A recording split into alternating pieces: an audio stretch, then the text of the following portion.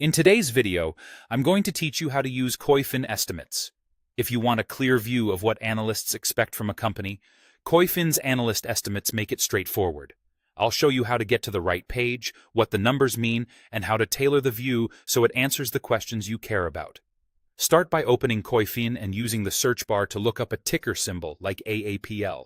Once you select the company, you'll land on its dashboard. From the left sidebar, open Analyst Estimates. Then choose Actuals and Consensus. This is where you'll see the company's reported results side by side with forward-looking projections. On this screen, you'll find key financial items such as earnings per share, revenue, and cash flow. Actual results are the figures the company has already reported. Estimates are what analysts think will happen in upcoming periods. Each period is clearly labeled. An A marks actual results, and an E marks estimated periods. Keep an eye on those labels as you scan across quarters or years, so you're comparing apples to apples and not mixing finalized outcomes with projections. Think of the layout as a timeline. Actuals on the left, estimates extending into the future. This helps you quickly gauge trends, like whether EPS is expected to accelerate, level off, or decline. Also remember that companies follow their own fiscal calendars, so a Q1 may not line up with the standard calendar quarter. That context can matter when you're thinking about seasonality or product cycles. Now, customize the view so it's most useful to you. Click the gear icon to adjust what's displayed.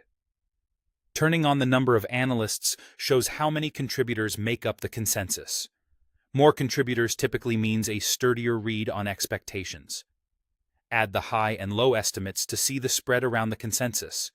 A wide range points to higher uncertainty, while a tight range suggests analysts largely agree. Choose whether the consensus should be the median or the mean.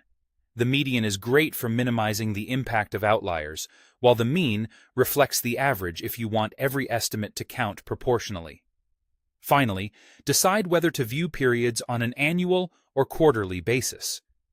Quarterly views are ideal for near-term catalysts like the next earnings report, while annual views help you focus on the broader trajectory.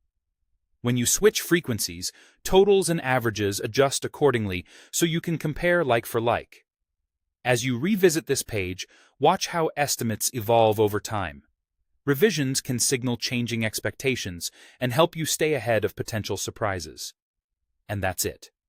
You now know how to find, read, and customize Koyfin estimates with confidence.